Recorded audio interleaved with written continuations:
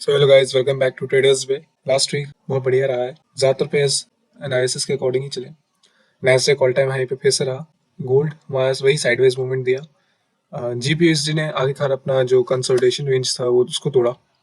Plus GB JPY अपने resistance पे भी वापस हिट किया है दोबारा से। यूएसडी जेपीवाई हमारा एक अच्छी क्लोजिंग हमें दी है 149 के अबव।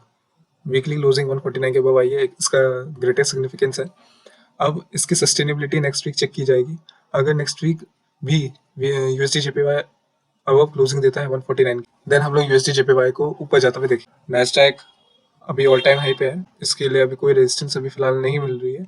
क्रूड ऑयल हमारा फिर से दोबारा से उस रेजिस्टेंस को ब्रीच किया है और इस बार सस्टेनेबिलिटी फिर से दोबारा से चेक की जाएगी कि इस बार उस रीजन को सपोर्ट लेता है कि नहीं, 74-75 के रीजन। नेक्स्ट वीक हमारे पास CPI PPI and inflation rate news है जो ज़्यादा इम्पैक्ट डाल सकते हैं। और मेन इंपॉर्टेंट बात यह है कि जब भी हम लोग मार्च की क्लोजिंग जाएंगे हम लोगों को गोल्ड डॉलर स्ट्रॉन्ग होता हुआ दिखेगा, या क्योंकि इंटरेस्ट रेट तो इंक्रीज होने से रहा, सो डॉलर हमें स्ट्रॉन्ग होता हुआ दिखेगा, जिसका जिसका इफेक्ट हमें काफी पेयर्स पे दिखेगा। गोल्ड भी इंक्लूडेड है इसके अंदर। अदर कॉम्प्लीमेंटेड पेयर्स जो भी होंगे, जो यूएसडी के साथ रिलेटेड होंगे, उसको वो हमें वीक होते हुए दिखेंगे। एक मार्केट में एक नई एक थ्योरी चल रही है कि हमें आने वाले दिनों में बहुत एक बड़ा डंप देखने को मिल सकता है। माइट भी ये भी हो सकता है नैस्डैक को जबरदस्ती ऐसी बुलिश किया जा रहा है ताकि रिटेलर्स को बाय में फंसा के और इंस्टीट्यूशंस नीचे लाने का कोशिश करेंगे। सो एक ये भी एक माइंडसेट हो सकता है, और इस माइंडसेट में अगर रिटेलर्स फंस जाते हैं तो एक हमें डंप अच्छा खासा देखने को मिल सकता है। अदरवाइज मार्केट अभी फुल ऑन बुलिश है नैस्डैक की, एंड जो भी एनालिसिस है बाकी का वो आपको मैं पे वाइज देता चलता हूँ।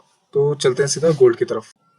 तो ये रहा गोल्ड का चार्ट, डेली टाइम फ्रेम में ओपन है एंड गोल्ड ओवरऑल बुलिश है, but weekly point of view से देखा जाए तो वो बुलिश है। इंट्राडे के पर्सपेक्टिव से देखा जाए तो गोल्ड अभी हमारा बेयरिश नेचर का शो कर रहा है। ऑल्दो जो गोल्ड है वो टोटली कंसोलिडेशन फेज में है अभी, एंड जो नेक्स्ट वीक की न्यूज़ है सीपीआई एंड पीपीआई न्यूज़, ये गोल्ड को ज़्यादा इन्फ्लुएंस करेंगे। अब मैं जो मार्केट का रेंज जो देख रहा हूँ वो है 2009 से लेके 1992 तक का। ये गोल्ड का नेक्स्ट वीक का सपोर्ट है। अदरवाइज यहाँ से गोल्ड जो है 1982 की तरफ जाएगा, यहाँ से हमें एक बाइंग मिल सकती है।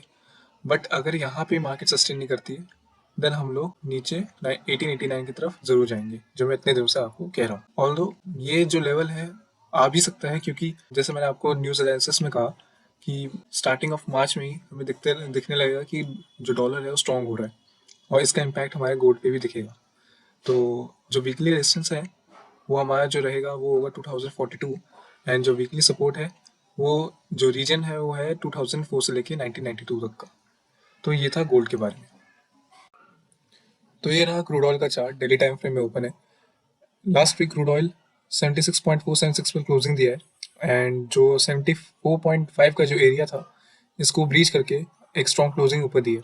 क्रूड ऑयल दोबारा से 200 ईएमए की तरफ आया है और टेस्ट कर रहा है। अब जो क्रूड ऑयल है जो एक वाइडर पर्सपेक्टिव से देखा जाए तो ये कंसोलिडेशन रेंज में ही है, क्योंकि यहाँ से हम अगर देखें तो higher lows and lower highs का एक फॉर्मेशन बन रहा है। लोअर हाइज आपको इंडिकेट नहीं हो पा रहा होगा, लेकिन ये लोअर हाइज ही बन रहा है। सो हमारा जो मेन रेजिस्टेंस यहाँ पे बन रहा है वो है 78.9 और 79 का। तो अगर 79 के अबव हमें क्लोजिंग मिलती है और सस्टेन करती है मार्केट, देन हम लोग मार्केट को बुलिश होता हुआ देखेंगे। अदरवाइज जब तक मार्केट 72.65 के नीचे क्लोजिंग नहीं देती है एंड सस्टेन नहीं करती, तब तक हम लोग डाउनवर्ड मूवमेंट की तरफ भी नहीं देखेंगे। सो जो हमारा जो रीजन हुआ वो है 72.6 का वीकली सपोर्ट, और जो वीकली रेजिस्टेंस हुआ वो हमारा हुआ 79 का। जब क्रूड ऑयल इन दोनों को रीच करेगा देन हम लोग आगे एक क्लियर डायरेक्शन में देख पाएंगे क्रूड ऑयल को। तो ये था क्रूड ऑयल के बारे में।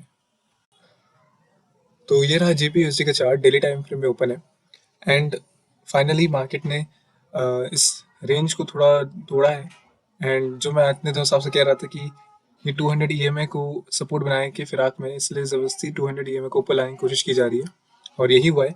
200 ईएमए को अच्छा सपोर्ट बनाने के लिए मार्केट ने काफी दिन तक कंसोलिडेट किया और यहाँ पे 200 ईएमए का सपोर्ट लिया है। अब आगे का सिनेरियो ये है कि हमें मार्केट नीचे जाते हुए दिखेगी, इसके 60-70% के चांसेस हैं, और बाकी चांसेस हैं कि यहाँ से मार्केट रिवर्स भी कर जाए। बट जो 60-70% के चांसेस हैं वो ये हैं कि मार्केट यहाँ जाएगी, 1.24 के रीजन को सपोर्ट लेगी, देन एक यहाँ से रिट्रेसमेंट लेगी 1.26 तक का, देन यहाँ से ब्रेकआउट, रीटेस्ट, एंड देन हमें यहाँ से नीचे जाते हुए दिखेगी। अब नीचे जाने का ये रीजन मैं आपको इसलिए दे रहा हूँ क्योंकि अब मैं आपको ले चलता हूँ वीकली टाइम फ्रेम में, और वीकली टाइम फ्रेम में आप सिनेरियो देखिएगा क्या है। ये मैंने आपको सितंबर में आपको ये वीकली टाइम फ्रेम शो किया था, एंड तो मैंने आपको बताया था कि इन्वर्टेड कप एंड हैंडल बना था। अब यहाँ पे आप देख सकते हैं इन्वर्टेड कप बना, देन यहाँ से एक हैंडल का फॉर्मेशन हुआ, यहाँ से ब्रेकआउट हुआ है और मार्केट इस 200 EM के पास ऑसिलेट कर रही है।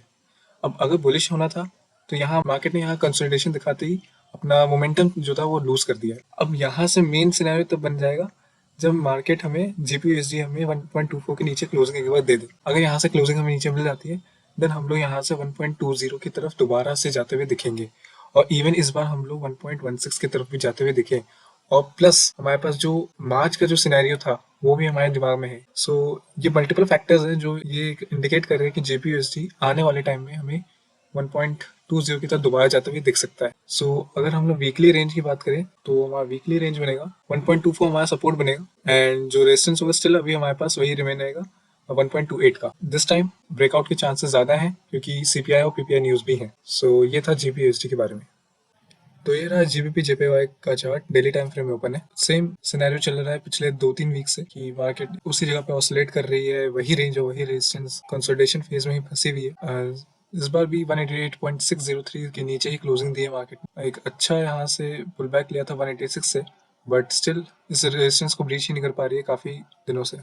अब दिक्कत ये है कि जब तक ये ब्रीच नहीं करेगी तब तक हमें क्लियर डायरेक्शन भी नहीं पता रहेगा। जापानीज येन भी एक अच्छा मूव हमें शो नहीं कर रहा है। सो अगेन यहाँ पे हम लोग सेल कॉल ले सकते हैं, एंड जो हमारा सपोर्ट रहेगा 183.6 का रहेगा, एंड सेकंड रेजिस्टेंस हमारा सेकंड सपोर्ट हमारा जो रहेगा वो होगा 178 का। देन जो हमारा वीकली रेजिस्टेंस होगा वो होगा हमारा 191 का। मार्केट अभी भी कंसोलिडेशन रेंज में ही है। जब तक ये रेंज ब्रेक नहीं होती है हम लोग कोई और न्यू मेजर मूव हम एक्सपेक्ट नहीं कर सकते हैं जीपीपी जेपीवाई से। तो ये था जीपीपी जेपीवाई के बारे में। तो ये रहा यूएसडी जेपीवाई का चार्ट, डेली टाइम फ्रेम में ओपन है।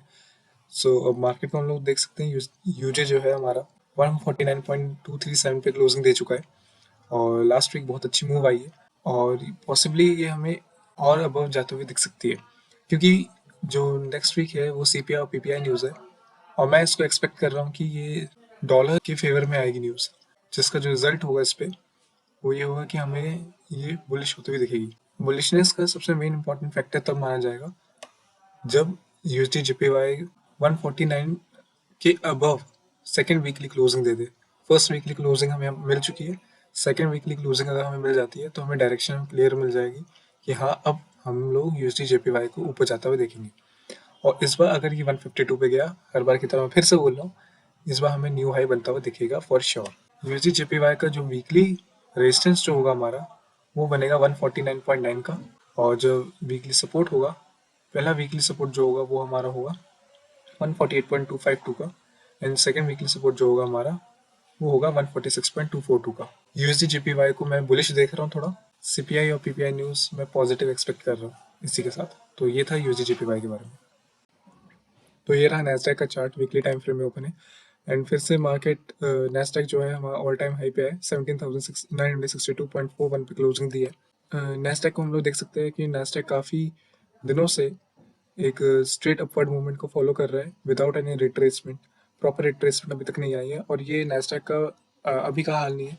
ये नैस्डैक काफ़ी सालों से ऐसा ही करता आ रहा है। अगर पास्ट पे अगर आप देखें हिस्ट्री नैस्डैक की तो उसमें मिलेगा कि यहाँ से मार्केट काफ़ी दिनों तक सीधे अपवर्ड ही गई है। प्रॉपर रिट्रेसमेंट हमें सच में कहीं देखने को नहीं मिला, और मार्केट ने यहाँ पे एक न्यू हाई बनाया था। वहीं हम लोग अगर यहाँ से एक फिबोनाची रिट्रेसमेंट ड्रॉ करके देखें तो यहाँ से देखते हुए मिलेगा कि जो नैस्डैक ने प्रॉपर रिट्रेसमेंट के बाद 0.5 से लेके 0.618 से रिट्रेसमेंट ली थी, ये गोल्डन रीजन से रिट्रेसमेंट लेने के बाद अगर न्यू हाई बनाते हुए जा रहा है सिमिलरली, तो अब जो अपवर्ड मूवमेंट हम लोग क्या एक्सपेक्ट कर सकते हैं वो है 18,374.99 का लेवल हम लोग एक्सपेक्ट कर सकते हैं कि एक न्यू हाई हमारा वेट कर रहा है। अगर इस पे भी सस्टेन नहीं करती है मार्केट देन हम लोग 19,755 से लेके 20,470 तक का एक रीजन एक्सपेक्ट कर सकते हैं मार्केट में।